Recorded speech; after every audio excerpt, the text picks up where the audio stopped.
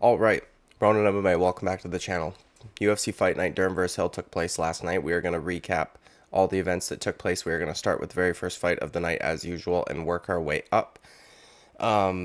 First, I want to say that this card ended up being way better than it looked on paper. This card looked like it was going to be absolutely horrible. I was totally prepared to take a nap during some of these fights, and that ended up not being the case, so much better. It was one of those sleeper cards. That does happen sometimes, but anyways, dude, yeah, great fight of nights, and this is the morning after, so again, had some time to think about all the stuff that took place last night, and we're going to go over it. So before we get into it, please like and subscribe. I'd greatly appreciate it, dude. And let's get right into it. First fight of the night, Takashi Sato versus Temba GORIMBO. I said in my picks video, which was actually a live stream, that I thought Temba GORIMBO would get the job done. I thought he had the reach advantage, or I knew that he had the reach advantage, and I thought that it would be hard for Takashi Sato to get in on Temba GORIMBO. I said that I thought it would be difficult for Temba GORIMBO to get a submission due to the fact that Takashi Sato was able to go the full 3 rounds with Gunnar Nelson and not get submitted, but that he could potentially get a submission. I said that the most likely outcome, though, would be that Temba GORIMBO would grind out a unanimous decision victory, and that is exactly what happened. So we got that one right. We went, actually, I did very good on picks last night, went 10-2 or something like that, and one of the ones I was going back and forth on, and I obviously wish that I ended up picking the other guy, but that wasn't the case. We'll get to that in a minute, though, but yeah, good fight. Temba GORIMBO looked very good. And yeah, man, good performance by him. Went almost exactly how I thought it would, so let's get right into the next fight. Natalia Silva versus Victoria Leonardo. Okay, we went over this in my live stream again. Victoria Leonardo, one of the scariest looking females on the roster. Okay, in that picture where she's wearing the Goku outfit on her Tapology profile picture, she is absolutely terrifying, and she looked like she may have had an extra chromosome or two, and last night she looked like that didn't help her whatsoever. She didn't have any of that the certain strength that comes with certain attributes sometimes. If you know the word, you know the word, but we're only 2 minutes into the video, so I don't want to go there quite yet. I said that I thought Natalia Silva would armbar her because Victoria Leonardo has been armbarred and submitted multiple times. She's actually had her arm broken in a fight. So I thought that because Natalia Silva had so many submissions on her record, that might be a good mode of attack for her, considering it's pretty evident that Victoria Leonardo does not have much submission defense.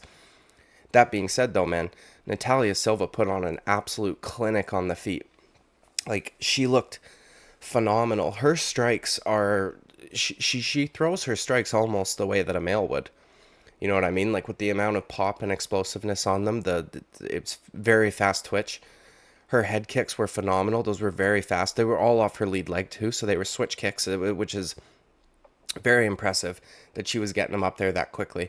And she just beat the brakes off of Victoria Leonardo. This was a phenomenal performance. This chick is going to be very interesting and very fun to see fight better competition. Obviously, Victoria Leonardo's not the best, so it'll be interesting to see what she can do against somebody who's like in the top 15, top 10, things like this. But she looked absolutely fucking phenomenal last night. That was incredible. And I'm glad that she didn't end up taking her down and trying to submit her, because we got to see how fucking good she is on the feet, man. That was brutal. After she broke that nose, which I believe came from a left hook, Victoria Leonardo wanted nothing to do with her. She did not want to be in there whatsoever. She started covering up, and it was not a good look, and I think that stoppage was absolutely fine. That head kick that she ate right before it was the first one that she had actually taken clean. It managed to sneak through her guard. It wasn't shin, but the like toe knuckles kind of clipped her there, and the quickness and snappiness of that kick, it didn't really matter that it didn't connect as flush as you would like to see on a head kick. It was still clearly hurt her, and yeah, that was incredible, man. That is a female fighter worth watching. Absolutely, dude. Now let's get on to the next fight, okay? Chase Hooper versus Nick Fiore. This one I was going back and forth with on my live stream, and I was kind of discussing it with the guys in chat there about how these are two very unreliable picks. And I just thought that I hadn't seen Chase Hooper's striking evolve enough to pick him. I don't think I was that wrong. I don't think that he has improved that much. Now, I'll caveat it, right? Well, he was effective in his striking, absolutely. Nick Fiore was having like unbelievable amount of issues with the strikes that Chase Hooper was throwing, but if we're speaking technically, like how did his technique looked? It did not look very fucking good. Like his boxing or whatever, his attacks with his punches were fucking god awful. And something that kept triggering me while I was watching this fight, it was especially apparent in the first round. He clashes heads with guys so fucking much, and it is mainly like 95% of the time completely his fault.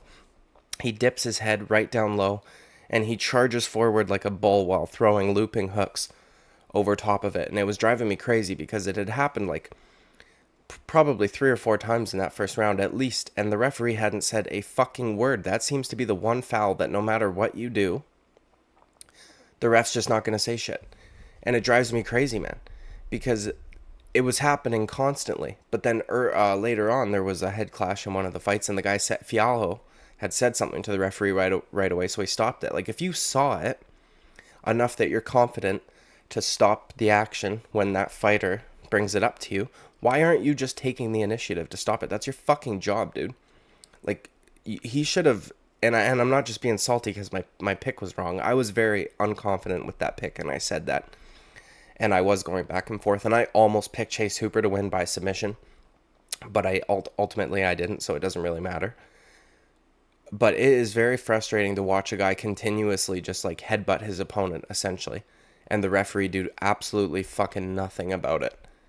And that drives me crazy, man. But I will say this: that was a fucking horrible performance by Nick Fiore. That was I hate shitting on guys too much for their performances in fights, because I feel like guys get it a lot, man. And there's usually some good to take away. At least there is fucking nothing to take away from. That was a pathetic performance. That was a pathetic showing. He seemed to have been gassed out in the first round.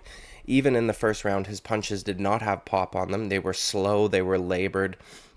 His defensive tactics are fucking horrible. And it was embarrassing to think that this guy comes from a primarily boxing heavy gym, right? Calvin Kattar, Rob Font, these guys, all known for their hands, right? And then to look like that against a guy in Chase Hooper who is still throwing shit without proper technique, maybe it's awkward and tricky to deal with, fine, I'll give you that, but it is, as a boxer, as a boxing heavy fucking guy, dude, you should probably know how to counter a dude putting his head parallel to the fucking ground, swinging looping hooks over top of his head. The total strike count was out of this fucking world, dude. 217 to 58 in favor of Chase Hooper. Incredible. And it seemed as though when Nick Fiore, he started going for takedowns, and once he started shooting for takedowns, I was like, this is not good, because his basically his way of winning that fight was to keep it on the feet, and then Chase Hooper was able to be better than him there also. So it was good to see Chase Hooper get a win. He's a young guy. He hasn't had the best time in the UFC. I think that him moving up a weight class probably helped him a lot. Obviously, he's matured physically and mentally, and so he's kind of coming into his man body, I guess you could say. I would imagine Nick Fiore should probably like go to Bellator or something. I don't know what the fuck that was last night. That was very, very frustrating to watch. And then you would think, dude, after clearly losing the first 2 rounds, you might want to like go balls to the wall, but he just didn't seem to have the energy, which is also strange because it wasn't like his output was a whole lot. He got hurt on a number of occasions. And yeah, man. Good performance by Chase Hooper. I said I wasn't confident in that pick. Obviously, I wish I would have went the other way, but that was the first one I got wrong on this card, one of 2. And it was one that I, again, was not confident in, going back and forth with for a very long time, discussing with the chat. And it is what it is, man. Next fight, Ilir Latifi versus Rodrigo Nascimento. Dude, I don't understand how Ilir Latifi is involved in so many fucking squirrely decisions.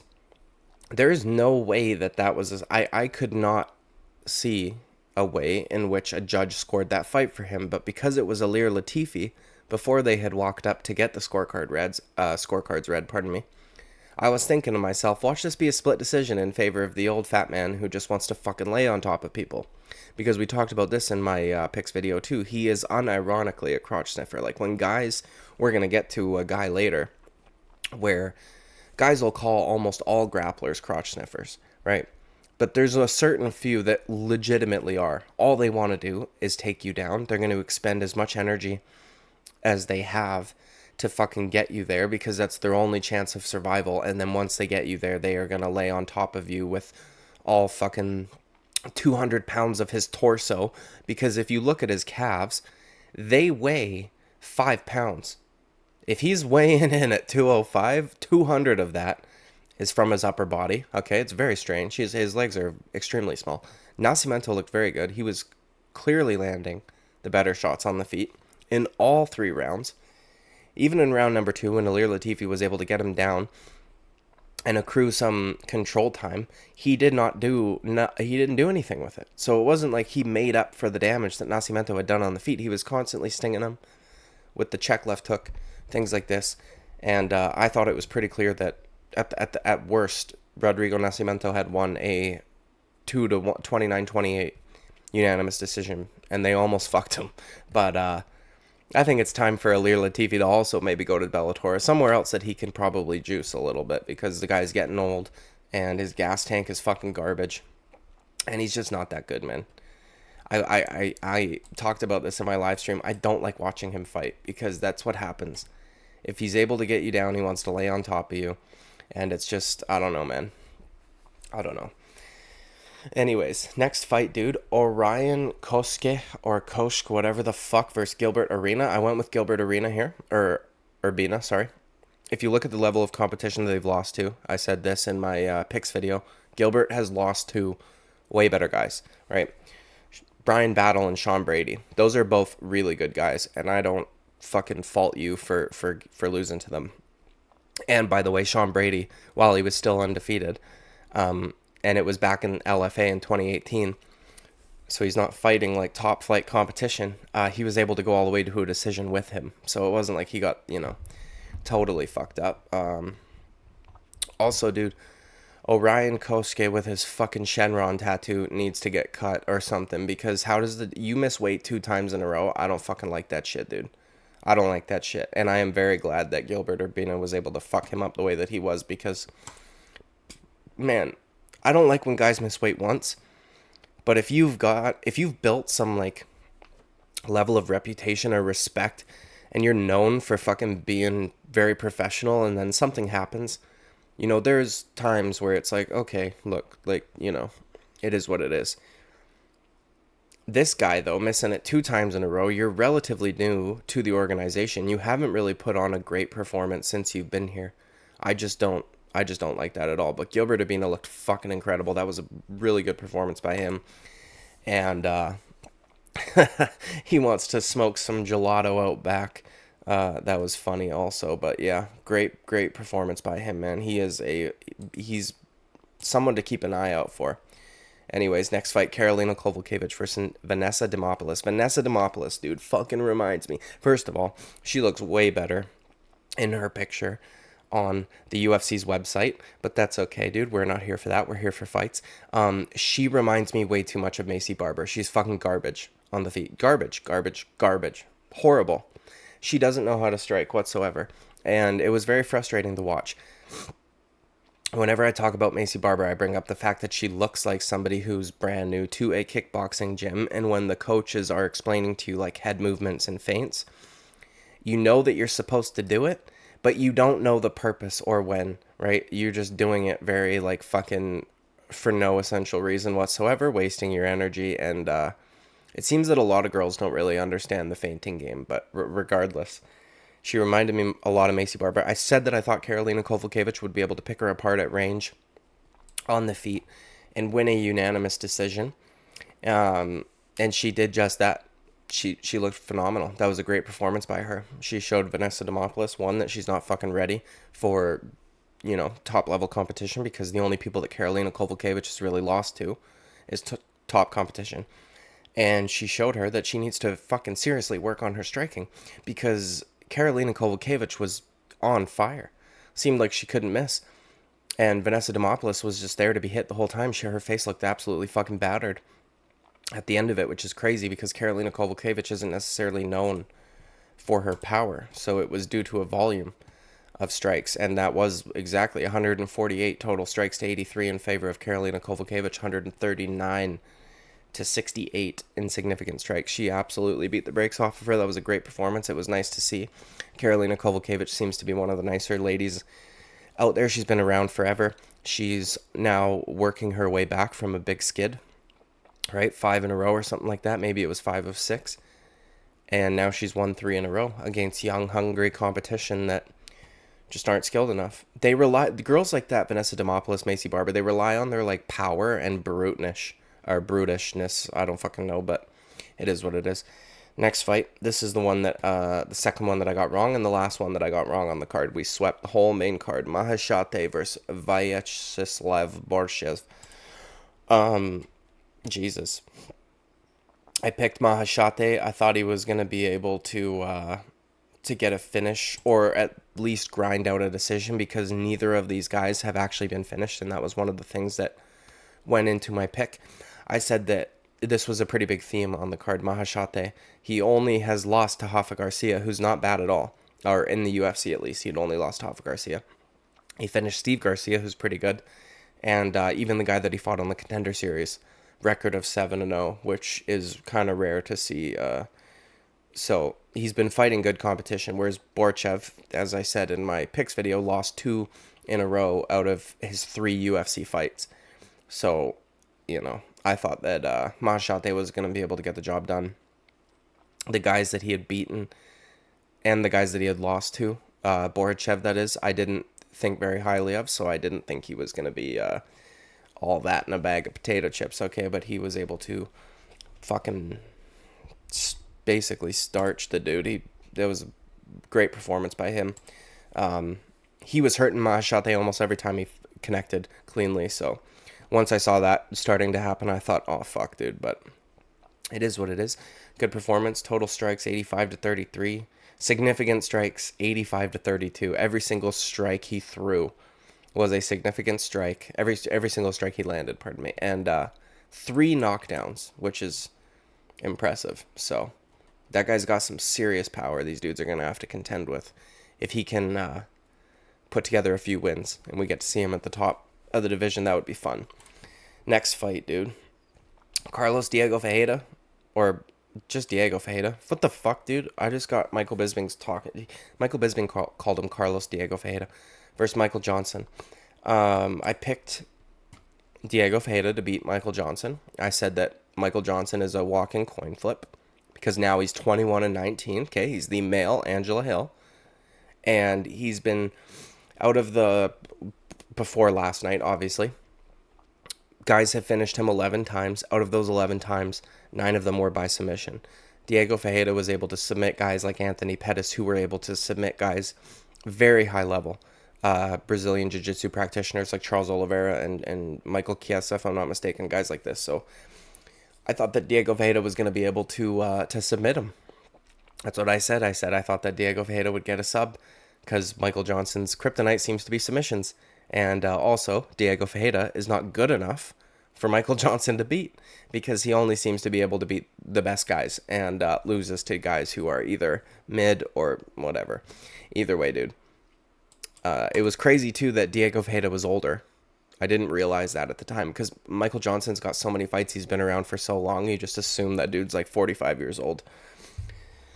But great performance by both guys up until that fucking absolutely brutal, savage, violent fucking KO. That was a real starching, dude. Michael Johnson's toes curled up like Alistair Overeem's did when Francis Ngannou hit him with that fucking shovel uppercut. That was brutal, man. Brutal, brutal, brutal. I did not see that coming. I did not think Diego Ferreira would pull out a fucking starching KO like that. Michael Johnson was able to defend all his takedowns. So Diego Ferreira was stuck on the feet with him. And for the first little bit, Diego Ferreira's striking was worrying me. I'm like, those kicks don't look very good. I don't know. Maybe it was just rust. He needed to kind of get in there and warm up. But once he did, holy shit, dude, that was a savage knockout. Perfectly clipped right across the chin. put him to sleep. And I think he felt bad for that follow-up shot, because that follow-up shot was perfect also. Hit right on the tip of the chin. And then he kind of held his head up as if he was concerned for him. And he did look like he had some regret on his face. Like he looked sad that he had landed that follow-up shot, which I don't blame him. That was a brutal finish, but incredible performance by Diego Vieira. Michael Johnson should probably fucking retire, dude. I mean, honestly, you're 21-19 now. You've been finished 12 times. I mean, come on, my guy. He was literally talking about title shit. Like, what, dude? No. You can't be... This is like... At least he's not bitching about it. But there's no way you honestly think you're going to go back on a fucking title run. But it is what it is, dude. Next fight. Andre Fialho versus Joaquin Buckley. I picked Joaquin Buckley to get a KO, but I was concerned that once the fight started and Joaquin Buckley was like a fucking 2-1 favorite, I thought, what the fuck, dude? Why? Because he's been finished quite a few times, and he was at middleweight, and he was definitely small for middleweight, but he's a big muscled up dude. So it was kind of an unknown how he would do 15 pounds lighter. That's a big weight cut, right? To go from 185 to 170. And Fialho has been finished the same amount of times as Joaquin Buckley. This was actually one of the things that went into my pick. I said, well, to be fair to Buckley, he's getting finished by bigger guys that hit harder. Whereas we know Fialho is getting fucked up by 170ers. And when you see them in there together, Andre Fialho looks like he could be a fucking middleweight. So maybe that's why he keeps getting finished. I wonder if he should have maybe taken more time after the clash of heads. At first, I didn't see it. And I thought that it was actually Joaquin Buckley's shoulder that had hit him on the chin. And they never ended up showing the replay, unless I missed it. But either way, beautiful head kick by Joaquin Buckley.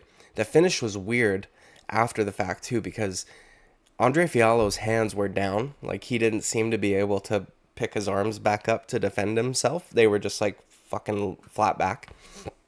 But when he was leaning up, he was smiling. So I thought, oh, he's fine. And now he's trying to lure him in or something. But then he landed one more. And the ref got mad at him. Fucking Kerry Hatley. That guy's a goddamn retard. That was not Joaquin Buckley's fault. You hadn't stopped the fight, dude. Don't fucking hesitate. Pulling some Herb Dean shit.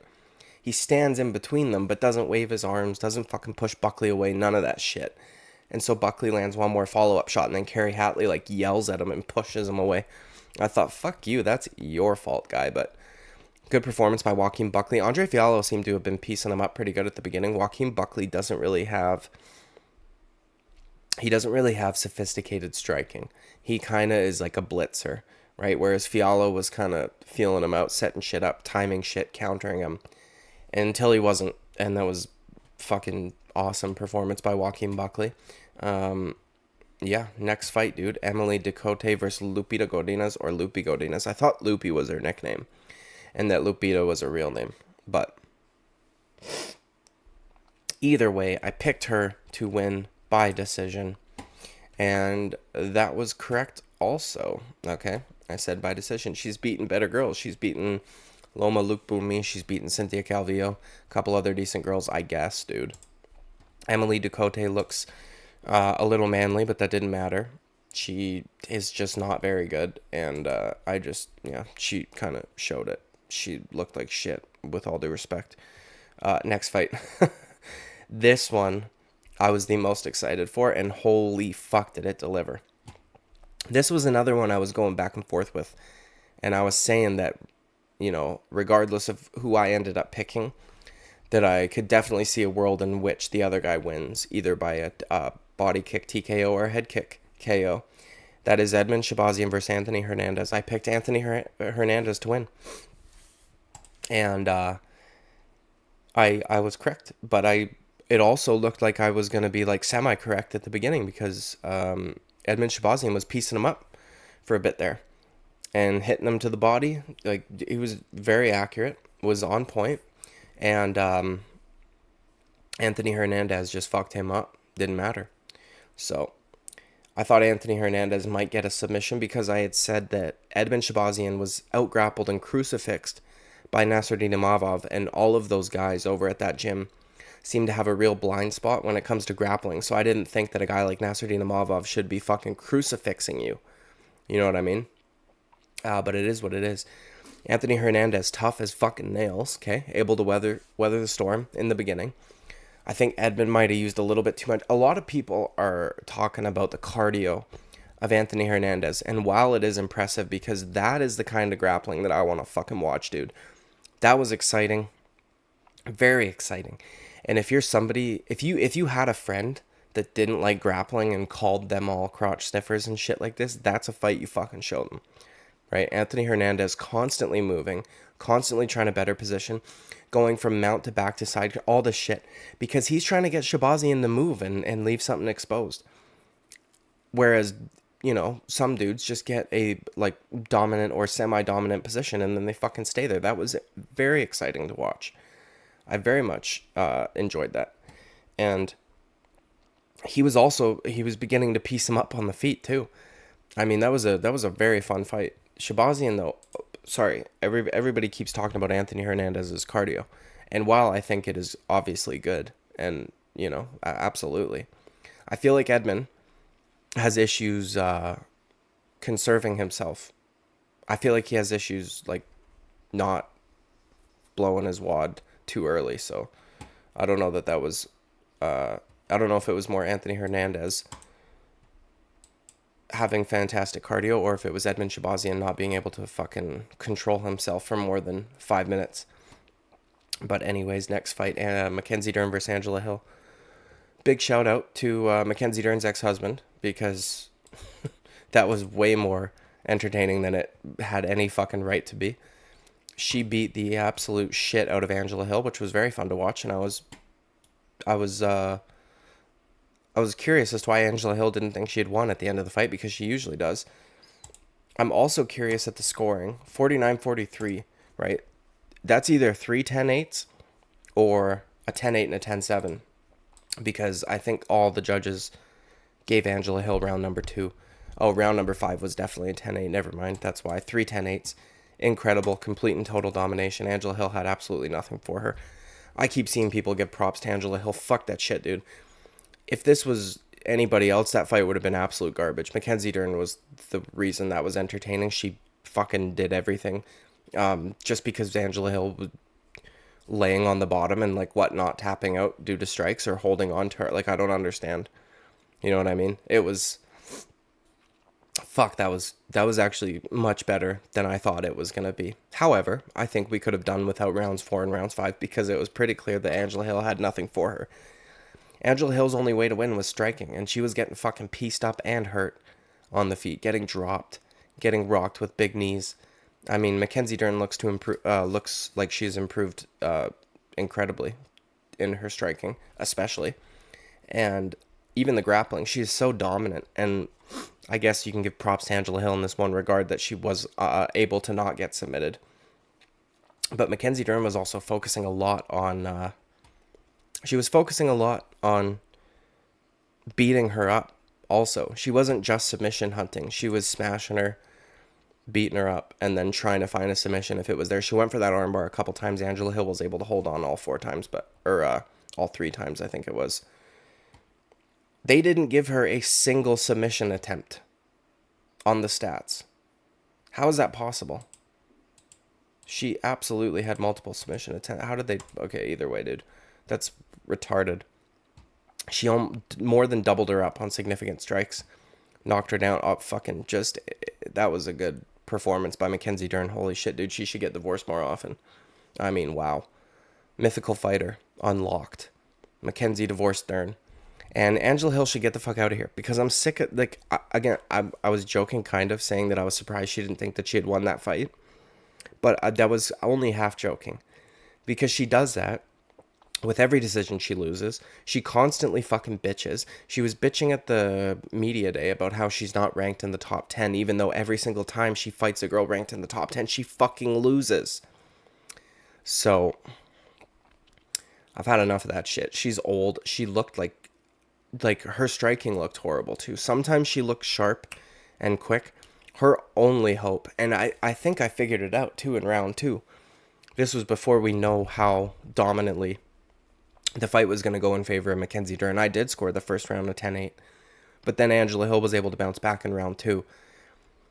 And I was thinking to myself, I think the reason why Angela Hill gets so upset all the time is because the rounds that women win against her are very fucking clear who won that round. The rounds that she wins against girls are not. And I think that's why she gets so pissed off, because she probably feels like she wins more rounds, whereas they're way more ambiguous to the people watching or the judges. And you just need to do more. Like, I don't fucking... Even round 2, dude. Could have gone either way. The significant strikes were only apart by 5. Mackenzie Dern had a knockdown. You know what I mean? She could have not won that round either. So, whatever, dude. It is what it is. It was a good fight. Thankfully, for Mackenzie Dern. Otherwise, it wouldn't have been. She looks like she's going to be a force to be reckoned with pretty soon. Her striking is so much better. So much. Because Angela Hill's known for volume punches. She throws a lot of straight punches. There's girls that she pieces the fuck up. I mean, you know, half the time, 50-50. But regardless, good performance. Now, we've got a fucking week off, which is unfortunate, but it is what it is. Like and subscribe, I would greatly appreciate it, guys. I'll see you at the next video. Bye-bye.